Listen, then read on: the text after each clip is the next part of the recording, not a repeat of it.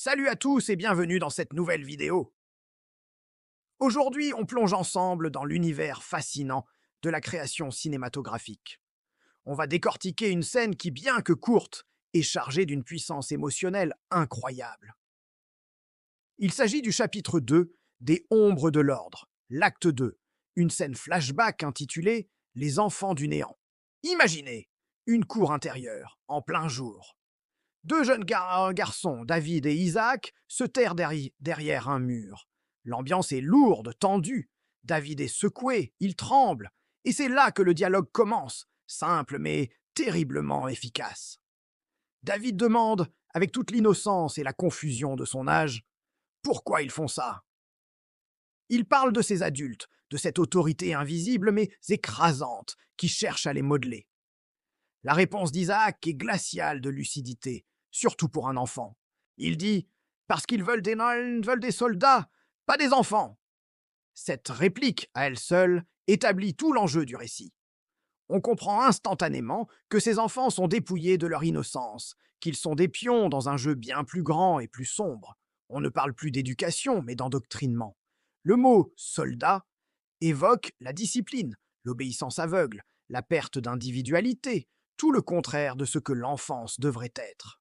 Isaac a compris la mécanique froide et déshumanisante du système dans lequel ils sont piégés. C'est une prise de conscience précoce et tragique qui le place immédiatement dans un rôle de protecteur, de grand frère spirituel, même s'ils ont peut-être le même âge. On sent qu'il a déjà perdu une partie de son insouciance pour analyser le monde qui l'entoure avec une maturité déconcertante. Face à cette révélation brutale, la réaction de David est tout à fait naturelle. Il demande « T'as pas peur ?» C'est une question simple, presque naïve, mais qui révèle toute sa vulnérabilité.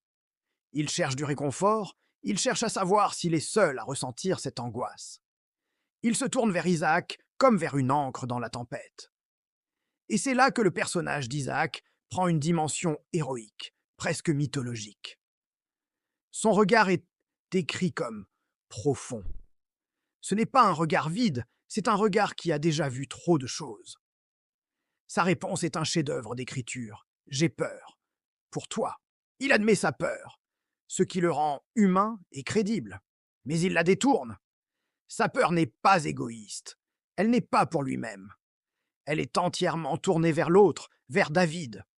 Cette simple phrase crée un lien indestructible entre les deux personnages. Isaac ne se positionne pas comme un héros sans peur, ce qui serait un cliché. Non, il est un héros parce que sa peur est altruiste.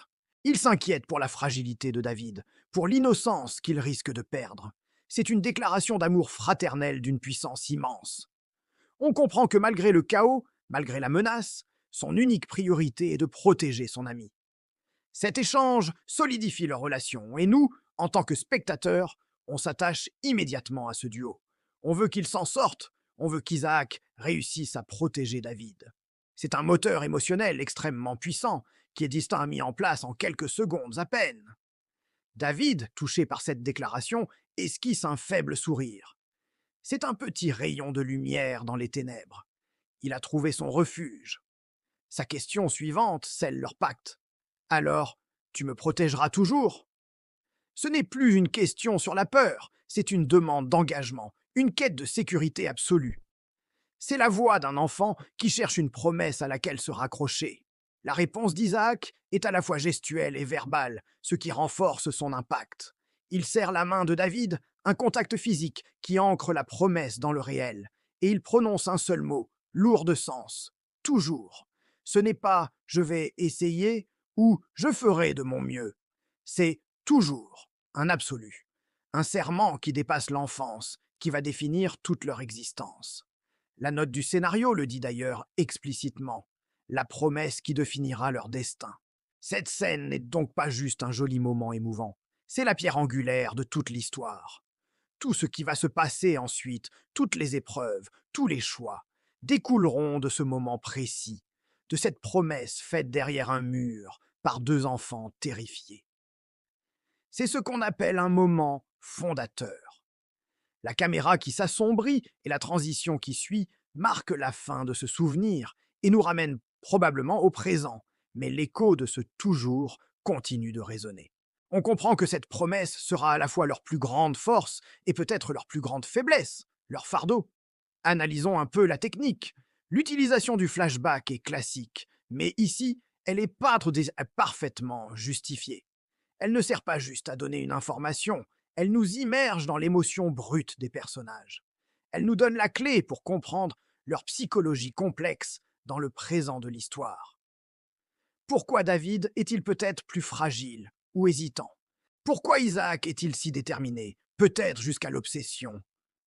La réponse est là, dans cette cour. Le dialogue est minimaliste, chaque mot est pesé. Il n'y a pas de gras, pas d'explication superflue. On va droit au cœur. C'est la preuve qu'on n'a pas besoin de longues cantirades pour créer un impact maximal. Des soldats, pas des enfants. J'ai peur pour toi. Toujours. 3 petites phrases qui contiennent tout un univers. Le décor est aussi important. Une cour intérieure. C'est un espace clos, un entre-deux. Ce n'est pas l'intérieur protecteur d'une maison, ni l'extérieur libre du monde. C'est une sorte de prison à ciel ouvert, ce qui renforce le sentiment d'enfermement des enfants.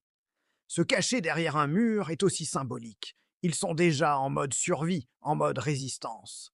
Ils ne peuvent pas affronter la menace de face. Ils doivent se dissimuler.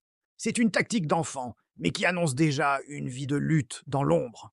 Chaque détail de cette scène, du tremblement de David au regard profond d'Isaac, en passant par le geste de serrer la main, est pensé pour construire du sens et de l'émotion. C'est vraiment de l'orfèvrerie scénaristique. En conclusion, cette scène des Enfants du néant est un modèle du genre.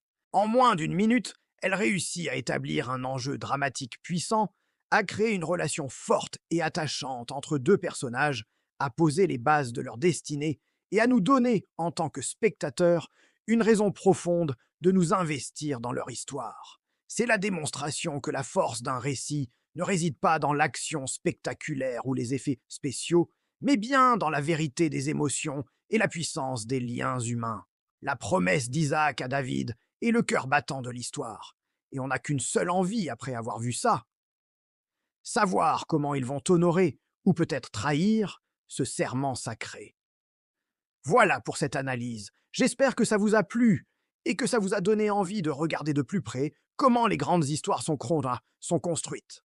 N'hésitez pas à me dire en commentaire ce que vous avez pensé de cette scène ou si d'autres scènes de ce type vous ont marqué au cinéma ou dans des séries.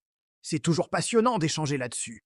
Si ce format vous plaît, pensez à laisser un petit pouce bleu, ça aide énormément la chaîne, et bien sûr, abonnez-vous pour ne pas manquer les prochaines analyses. Merci à tous d'avoir regardé et je vous dis à très bientôt pour une nouvelle vidéo. Ciao!